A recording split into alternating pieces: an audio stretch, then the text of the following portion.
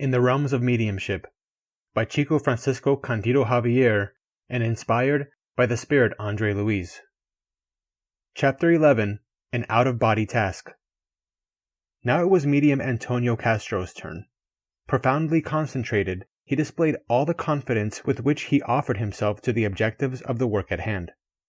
Brother Clementino approached him and, like a regular magnetizer, began applying longitudinal passes to him. Antonio slowly fell asleep. His arms and legs became rigid. An abundance of a whitish mist emanated from the medium's chest area, and accumulating like a cloud to the left of his dense body, it soon became a somewhat larger-sized duplicate of it. Antonio seemed more highly developed, presenting all the particularities of his physical form, but noticeably expanded. I wanted to ask a few questions, but the solemnity of the work kept me quiet. The center's spiritual director was subjecting the medium to a delicate magnetic procedure that ought not to be disturbed or interrupted.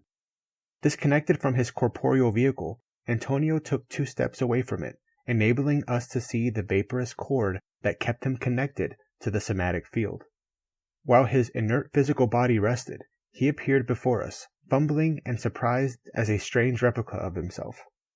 Besides appearing larger, his right side was bluish in color, whereas his left was orangey.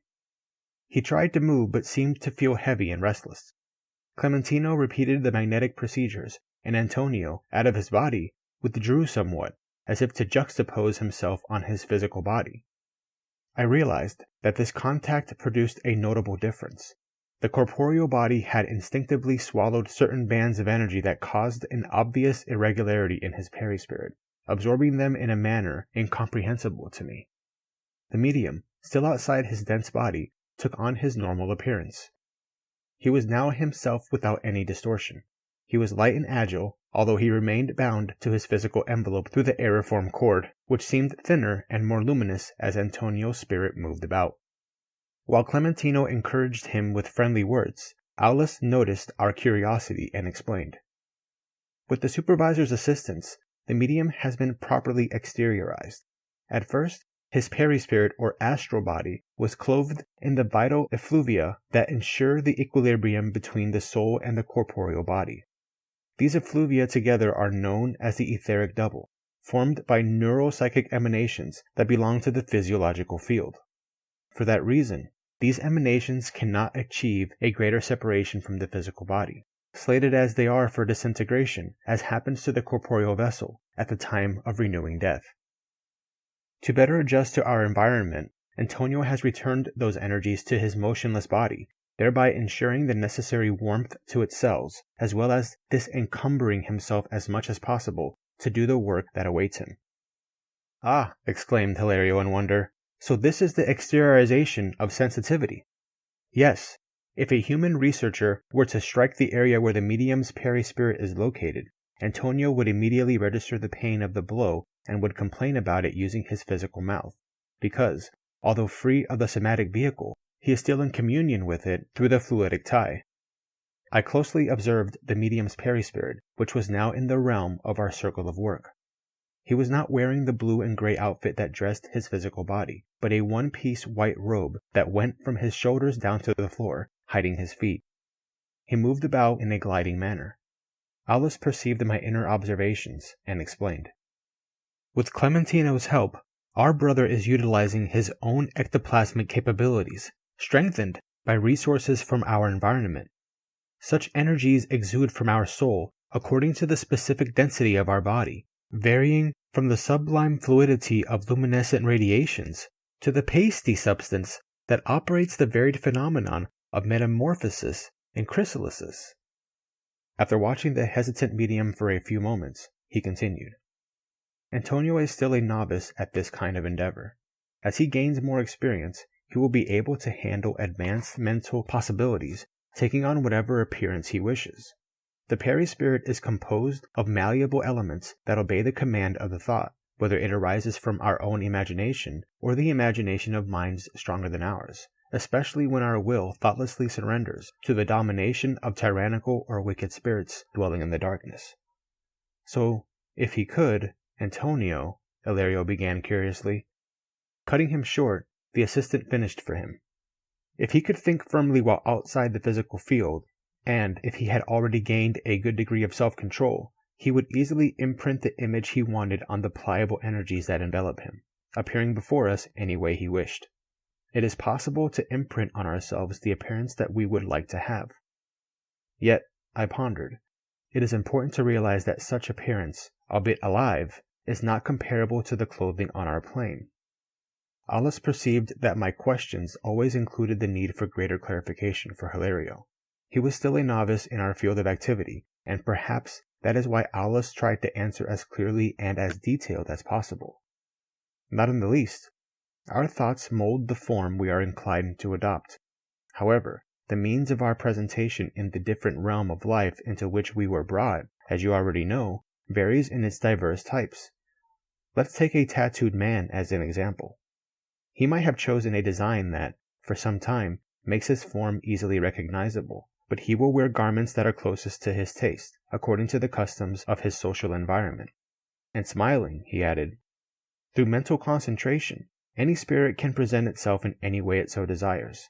Nonetheless, by using our creative imagination, we can and should mobilize the resources within our reach to improve artistic conceptions in our relationships with one another. Art, as well as science, is much richer in our sphere than in the circle of incarnates. And through art, education is processed more efficiently as far as beauty and culture are concerned. Thus, as we cannot conceive of a dignified and noble earthly society composed solely of men and women in complete nudity, even with fine tattoos, it is necessary to remember that individuals in our community, despite having a vehicle prodigiously sculpted by mental powers, do not disparage fine clothing with which we express different emotions and distinct manners. We mustn't forget that progress is an educational endeavor. The ascent of the spirit could not be a regress to the empiricism of the tribal life. Alice became silent. The medium, now more at ease outside his dense physical body, was receiving Clementino's fatherly instructions. Two assistants placed a helmet over his head in the form of a blinder. For the trip he is about to take, Alice said, Antonio must not get distracted. He is new at this type of task and needs suitable means to reduce his ability to see so that it may interfere as little as possible while the task is being performed. At this point, the young man was completely outside his body and was rising in space, holding the hands of both assistants. The trio volitated at an oblique angle. Showing that he was still in close communion with his physical body, we heard him speak through his physical mouth. We are going along a dark and narrow path. Oh, I'm afraid, I'm very afraid. Rodrigo and Sergio are supporting me, but I'm afraid. I have the impression that we're in a thick fog. Showing signs of anguish and strangeness, he continued. What sort of night is this?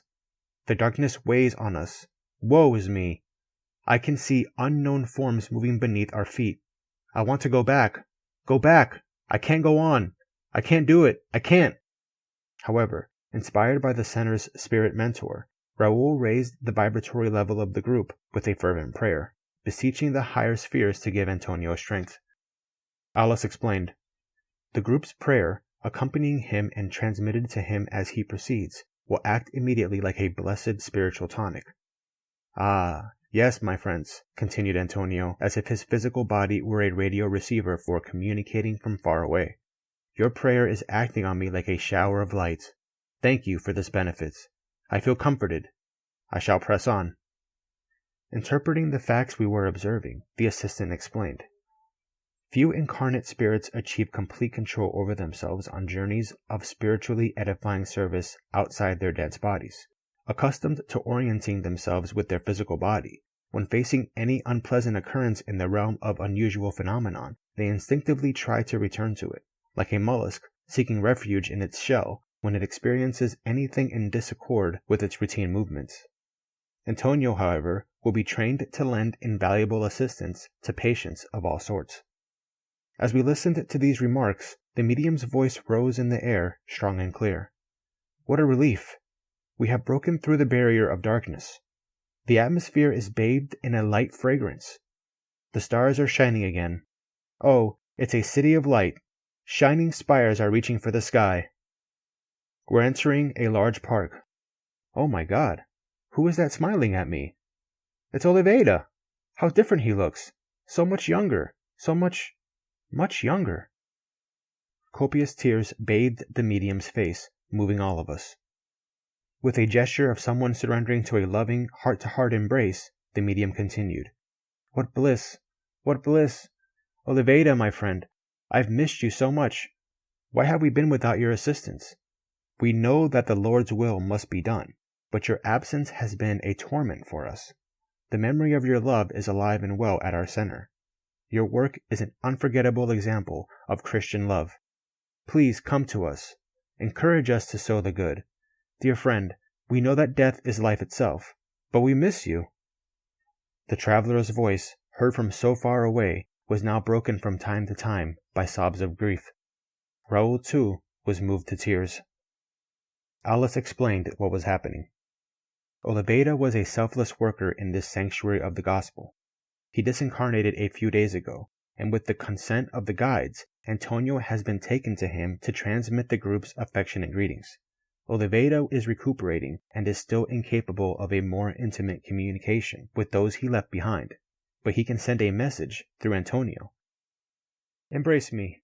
Yes, dear friend, continued Antonio with an indescribable inflection of fraternal warmth. I'm ready. I'll communicate to them whatever you want to say. Speak, and I'll repeat it. Assuming the position of someone who must act like a worthy intermediary, his facial expression changed and began speaking rhythmically to the group. Dear friends, may the Lord repay you.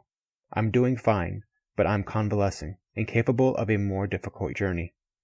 I feel comforted, almost blissful. Of course, I do not deserve these blessings, for I am in the grand home, assisted by unforgettable and sublime affections. The prayers of our group reach me every evening as a projection of flowers and blessings.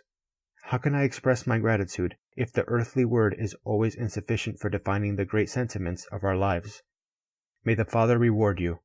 Here, where I am now, I have once again realized my little worth, and that all of your sacrifices for the cause of the good are mere trifles when compared to the munificence of the divine goodness. My friends, charity is the great path. Let us work. May Jesus bless us. Antonio's voice went silent. A few minutes later, we saw him returning to the meeting, helped by the two assistants. He easily retook his body. Readjusting himself as his body reabsorbed him, Antonio Castro suddenly awoke in the corporeal realm, in possession of all his normal faculties. He rubbed his eyes as if he had awakened from a deep sleep. The out-of-body task was over, and through it, we had received a valuable lesson.